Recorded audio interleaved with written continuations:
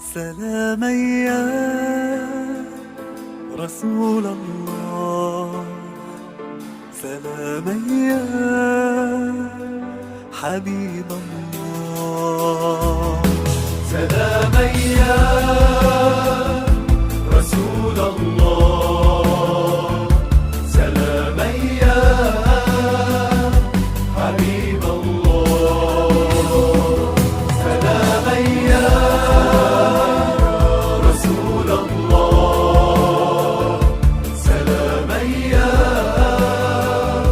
حبيب الله. إذا ضاقت بما رحبت وشمس محبكم غربت بذكرك يا حبيب الله. Di dalam hadis Rasulullah sallallahu alaihi wasallam mengatakan, al-walidu awsatu abwabil jannah. Orang tua adalah salah satu sebab kita memasuki pintu surga. Dari ayat Al-Qur'an dan hadis Rasulullah sallallahu alaihi wasallam kita tahu bahwa Allah Subhanahu wa taala memerintahkan kita untuk berbakti kepada kedua orang tua. Bahkan Allah menyandingkan bakti kita kepada kedua orang tua dengan firman-Nya agar kita menyembahnya tanpa menyekutukannya. Itu karena saking pentingnya kita berbakti kepada kedua orang tua sampai Allah menyebutkan perintah untuk beriman kepadanya, menyembah kepadanya, baru kemudian disebutkan agar kita berbuat baik kepada kedua orang tua kita. Bahkan Rasulullah SAW di dalam hadisnya mengatakan, orang tua adalah salah satu sebab kita mendapatkan kemudahan untuk memasuki pintu surga. Artinya dengan bakti kita kepada kedua orang tua, maka itu menjadi salah satu sebab kita mendapatkan kemudahan untuk memasuki surga. Rasulullah SAW memang terlahir dalam keadaan yatim. Beliau tidak mendapatkan ayahandanya.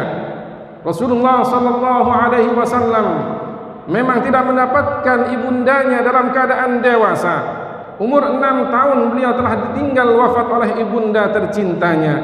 Tapi Rasulullah SAW mengajarkan dengan sabdanya, dengan perilakunya, bagaimana kita berbakti kepada kedua orang tua kita. Adalah Suwaibah al-Aslamiyah, seorang yang pernah menyusui Rasulullah SAW dikala Rasulullah terlahirkan ke dunia ini. Seorang yang dibebaskan oleh Abu Lahab karena senangnya Abu Lahab akan lahirnya Rasulullah SAW. Suwaibah al-Aslamiyah, ketika Rasulullah SAW hijrah ke Madinah, Rasulullah sering mengirim hadiah kepadanya. Adalah Halimatus Sa'diyah, seorang yang pernah menyusui Rasulullah SAW lebih daripada 2 tahun. Orang yang mendapatkan keberkahan dari Rasulullah SAW di waktu kecilnya Rasulullah. Rasulullah SAW suatu ketika bertemu dengannya di satu tempat bernama Hudaybiyah.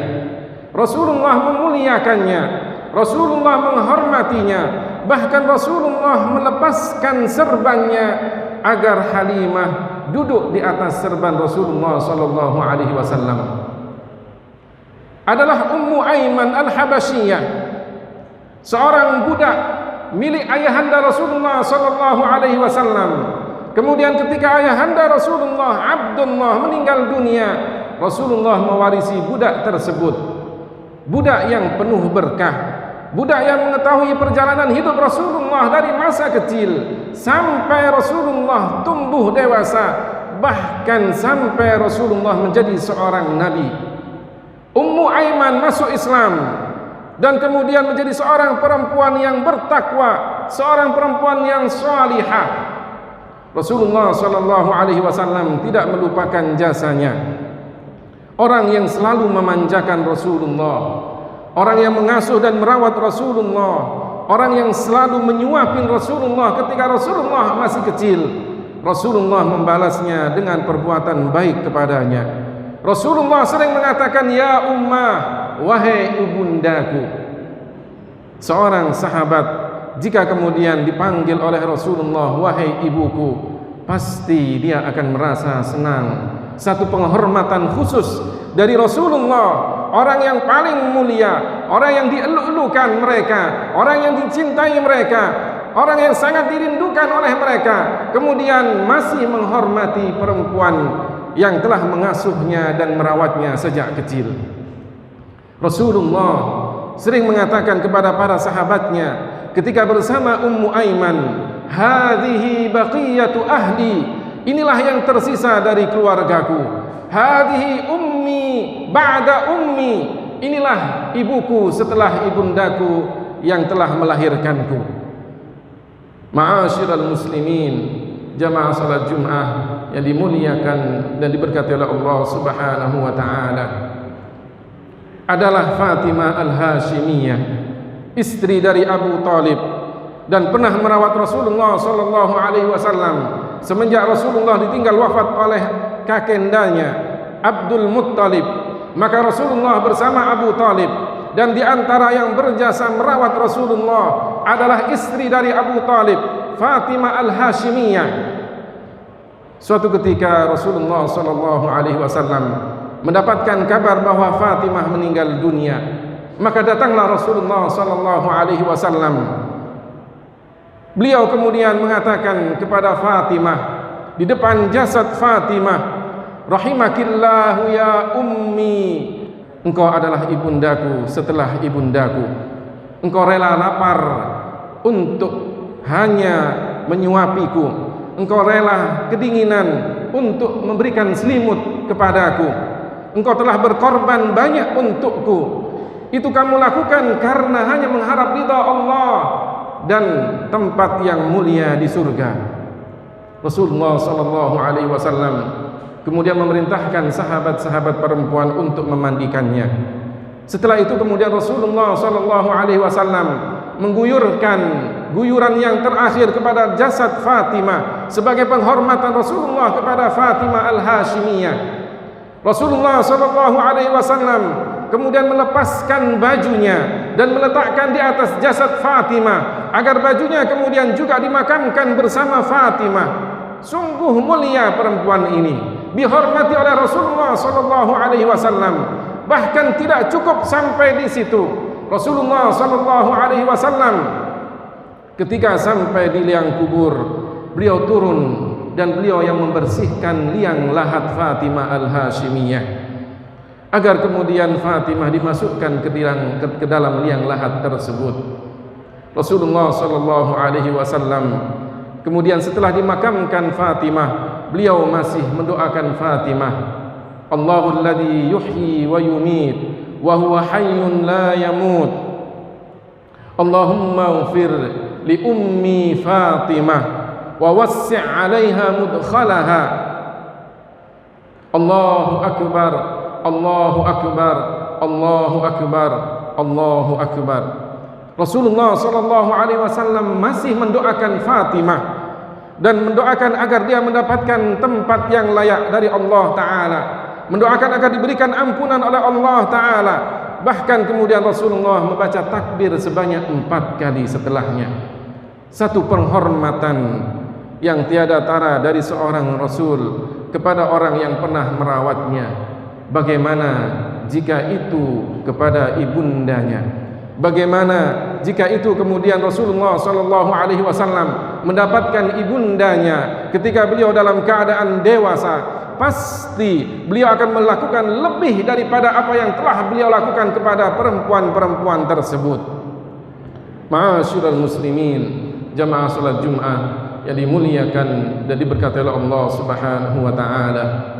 Rasulullah sallallahu alaihi wasallam dalam sebuah sabdanya beliau mengatakan, sa'altullaha an azura ummi fa adzina li wasta'dzantuhu an astaghfira laha fa mana'ani. Saya memohon kepada Allah agar saya diberikan izin untuk ziarah ke makam ibunda saya, maka Allah mengizinkan saya untuk ziarah ke makam ibunda saya. Dan saya memohon izin kepada Allah agar saya diberikan izin untuk bisa memintakan ampunan untuk ibunda saya. maka Allah tidak mengizinkan hal itu. Para ulama mengatakan pertanyaan Rasulullah, permohonan Rasulullah agar diberikan izin untuk memohon ampunan bagi ibundanya adalah satu bukti, satu dalil bahwa ibunda Rasulullah adalah seorang mukminah. Karena tidak mungkin Rasulullah memohon kepada Allah izin untuk memohonkan ampunan kepada orang yang meninggal dunia dalam keadaan musyrikah. Karena Rasulullah sallallahu alaihi wasallam yang diturunkan kepadanya ayat Al-Qur'an, "Innallaha la yaghfiru an yushraka bihi wa yaghfiru ma duna dzalika liman yasha." Sesungguhnya Allah tidak akan mengampuni dosa-dosa orang yang musyrik kepadanya, dan Allah akan mengampuni dosa orang-orang yang melakukan dosa besar di bawah kemusyrikan bagi mereka yang dikehendaki oleh Allah Ta'ala. Rasulullah lebih paham daripada kita tentang ayat ini. Rasulullah lebih paham tentang ayat ini daripada orang-orang yang mengatakan bahwa ibunda Rasulullah adalah meninggal dunia dalam keadaan kafir. Dari ayat ini, dari sabda Rasulullah sallallahu alaihi wasallam, kita tahu bahwa ibunda Rasulullah sallallahu alaihi wasallam adalah seorang perempuan mukminah. Rasulullah sallallahu alaihi wasallam ingin ziarah ke makam beliau dan diizinkan, tapi ketika memohon ampunan untuk beliau tidak diizinkan. Para ulama kemudian mengatakan, mengapa Allah tidak mengizinkan Rasulullah untuk memohonkan ampun bagi ibundanya?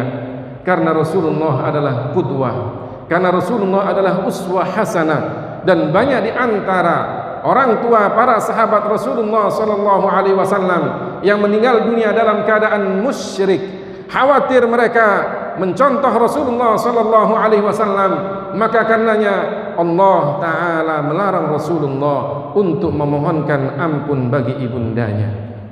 Ma'asyiral muslimin, jamaah salat Jumat yang dimuliakan dan diberkati oleh Allah Subhanahu wa taala. Karenanya marilah kita menjadikan Rasulullah sallallahu alaihi wasallam sebagai suri tauladan kita, uswah hasanah kita.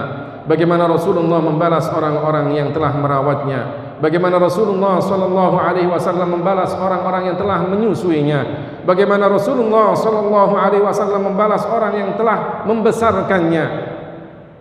Karenanya pun kita mencontoh Rasulullah untuk selalu berbakti kepada kedua orang tua kita. Beliaulah yang mengatakan, raghima anfu thumma raghima anfu thumma raghima anfu man adraka walidayhi aw ahadahuma wa lam yadkhul bihil jannah. Sungguh merugi dan sungguh merugi orang yang mendapatkan kedua orang tuanya masih hidup atau salah satu di antara keduanya, tapi tidak menjadikannya sebab untuk masuk surga. Artinya dia tidak berbakti kepada kedua orang tuanya dengan bakti yang semestinya, sehingga tidak menjadikan dia mendapatkan pahala yang besar, dan dengannya dia dimudahkan oleh Allah mendapatkan surga Allah Subhanahu wa taala. Mudah-mudahan kita termasuk orang-orang yang selalu berbakti kepada kedua orang tua kita, dan mudah-mudahan bakti kita kepada kedua orang tua menjadi sebab kita dimuliakan oleh Allah Ta'ala, dimasukkan ke dalam surganya.